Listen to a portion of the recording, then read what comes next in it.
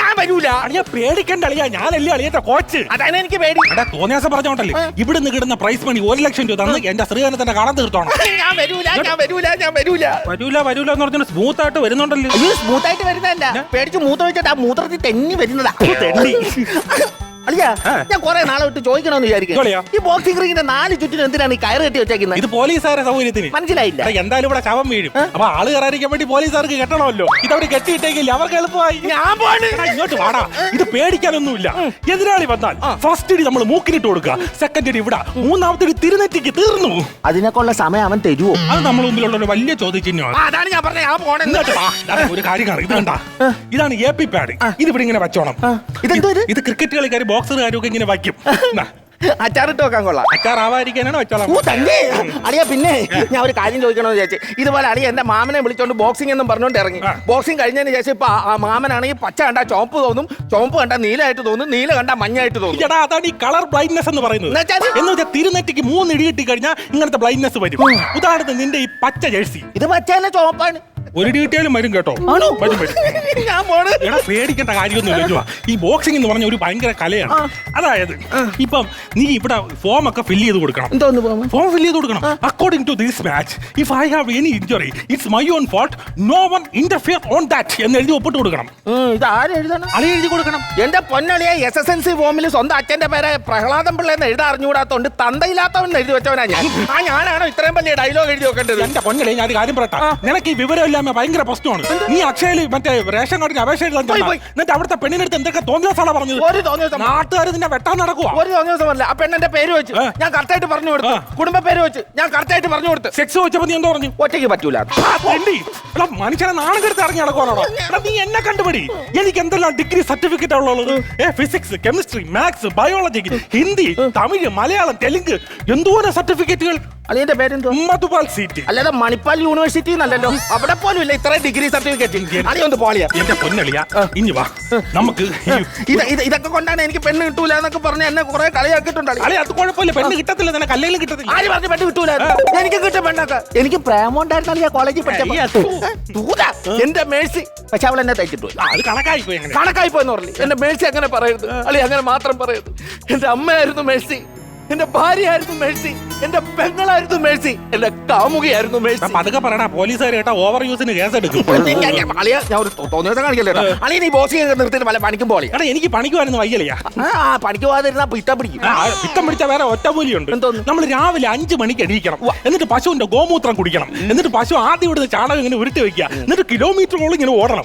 ഓടി കാട്ടി കയറിയിട്ട് അവിടുന്ന് പച്ചമരുന്നൊക്കെ പറിച്ചെടുത്തോണ്ട് അതേ കിലോമീറ്റർ തിരിച്ചോടുക. എന്നിട്ട് ഇവിടെ ഒന്ന് ചാണകം ഇട്ട് കൂട്ടി കുഴിച്ചിട്ട് വിഴുങ്ങുക. ഇത്രയും പാടില്ലല്ലോ അല്ലേ? രാവിലെ 10 മണിക്ക് എഴുന്നേറ്റ് പണിക്ക് പോവായി. അത് ശരിയാണല്ലോ.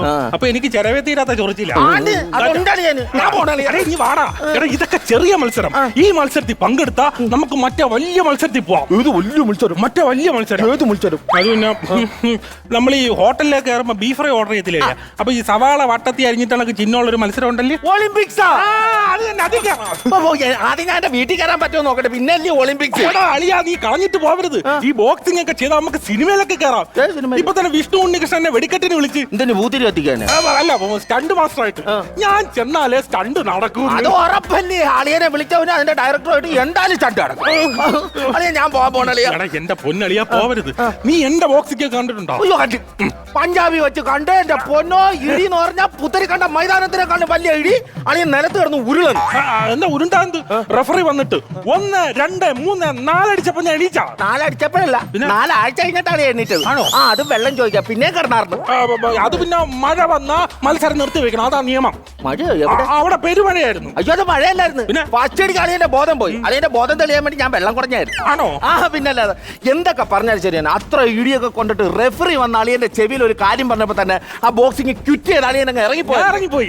എന്ത് വലിയ റെഫറി ചെവി എന്ന് പറഞ്ഞത്? ജീവപര്യന്തം 12 വർഷമാണ്. വെറുതെ ഒരുത്തന്റെ ജീവിതം തൊലക്കരുത്, ഇവിടുന്ന് ഇറങ്ങി പോകൂടെ. അളിയ, പിന്നെ എനിക്കൊരു സംശയം ഉണ്ട് അളിയ. ഈ ബോക്സിംഗിന്റെ ഇടയിൽ മണി അടിക്കുന്ന എന്തിനളിയ? ഞാൻ നേരത്തെ AP പാഡ് വെച്ചായിരുന്നു. ഇറുക്കി വെച്ചോ, അല്ലെങ്കിൽ കൂട്ടമണി അടിക്കും. അളിയ, പിന്നെ അതുകൊണ്ട് അങ്ങോട്ടൊന്നും പോവല്ലേ കേട്ടോ. അവിടെ ഒരു 5-6 തൂണ് നിരത്തി വെച്ചേക്കുന്നുണ്ടോ? ആ തൂണല്ലേ പിന്നെ ഇവിടെ മത്സരത്തിൽ നിന്നോമാരെ തൊടയാ. അളിയാൻ പേടിക്കണ്ട. മസിൽ കൊണ്ട് ഞാൻ എങ്ങനെ ഡമ്പലിരിക്കുന്നുണ്ടോ? എടുത്ത് 2 അടി എടുത്ത് നമ്മളെ മസിലും പെരുത്തു വരും. ഇങ്ങനെ വേണ്ട.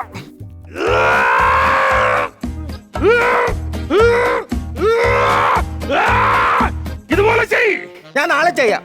ഇന്ന് എനിക്ക് തൊണ്ടവേദന, ഇതുപോലെ അലറാൻ പറ്റത്തില്ല.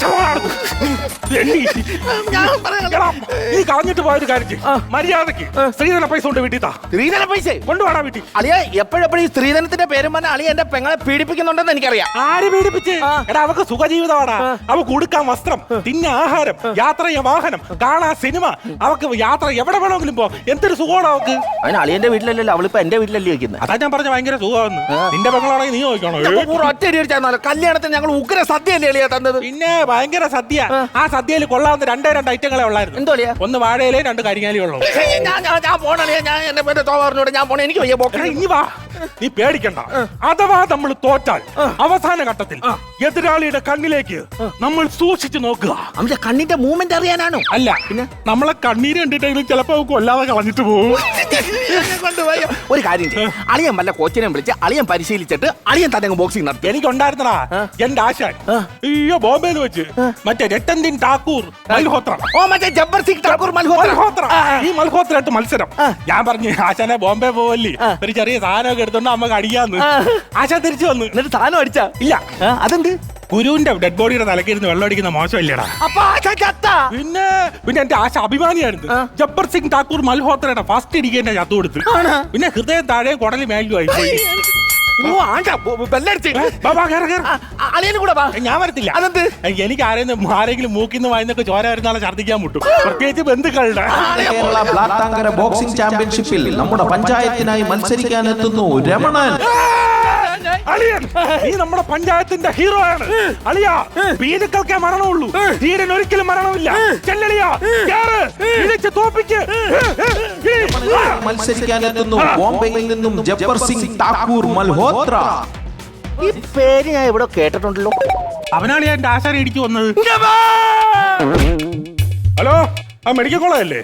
അവിടെ പിള്ളേർക്ക് പഠിക്കാൻ വേണ്ടി ഒരു ബോഡി ഇവിടെന്ന് പറഞ്ഞു. ഒരു 15 മിനിറ്റ് കഴിഞ്ഞ് വണ്ടി എവിടെ നിന്ന് കീട്ടിൽ ഒരു സാധനം കൊണ്ടുപോവാ. അളിയന്റെ